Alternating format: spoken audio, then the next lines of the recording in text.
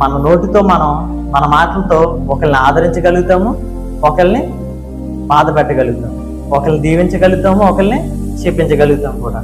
అయితే నోటి మాటలు భద్రం చేసుకున్న వాడంటే తన ప్రాణాన్ని శ్రమల నుండి తప్పించుకుంటాడంట. దేవుడు మనకిచ్చినటువంటి మనం మాట్లాడటం అనేది ఒక వరం అండి చెప్పాలంటే. చూడండి, ఈ లోకంలో, ఈ భూప్రపంచంలో మానవుడు మాత్రమే మాట్లాడగలడు. ఇంకే జీవులు కూడా మాట్లాడలేదు, జంతువులు ఏవి కూడా మాట్లాడలేదు.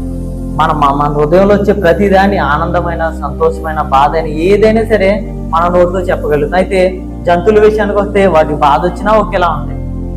అవి కేకలేయగలవు, అరవగలవు, అంతేగాని అవి మాట్లాడలేవు మనకులాగా. అయితే దేవుడు ఇదొక గొప్ప వరాన్ని మనకి ఇచ్చాడు, మాట్లాడడం అనేది. అయితే ఆ మాటలు మనం వ్యర్థంగా మాట్లాడుకుంటుంటాం.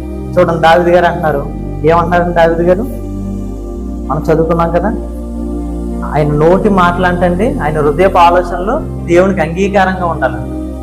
ఈరోజు మనకి నోరు ఉంది కదా అని చెప్పి అనేకమైన మాటలు, వ్యర్థమైన మాటలు, కొంతమంది అయితే బూతులు కూడా మాట్లాడేస్తుంటారు. చూడండి, దావీదు గారి విషయానికి వస్తే ఈయన ఒక దేశానికి రాజుగా ఉన్నారు.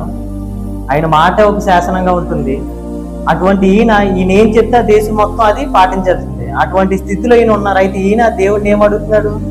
నా నోటి మాటలు, నా హృదయపు ఆలోచనలు నీకు ఇష్టమైనట్టుగా ఉండును కాక అని అడుగుతున్నాడు. హల్లెలూయా. చూడండి, ఈ రోజున మనం మన నోటితో ఎన్నో మాటలు పలికేస్తూ ఉంటాం, ఎన్నో విధాలుగా మాట్లాడతాం. అయితే ఆయన నోటి మాటలు, ఆయన హృదయంలో వచ్చే ఆలోచనలంట దేవునికి ఇష్టమైనట్టుగా ఉండడానికి ఆయన అడుగుతున్నారంట. ఆయన ఎంత జ్ఞాని అయినప్పటికీ, ఒక దేశానికి రాజు అయినప్పటికీ, ఏమో నేను ఎక్కడ దేవుడికి ఇష్టం లేకుండా మాట్లాడతాను, నేను ఒకవేళ నేను తప్పుగా మాట్లాడతానేమో అనేసి దేవుడికి నా నోటి నుంచి వచ్చే ప్రతి మాట నీకు ఇష్టమైనట్టుగా నువ్వు అంగీకరించే విధంగా ఉండాలని దేవుడిని ఆయన అడుగుతున్నాడు.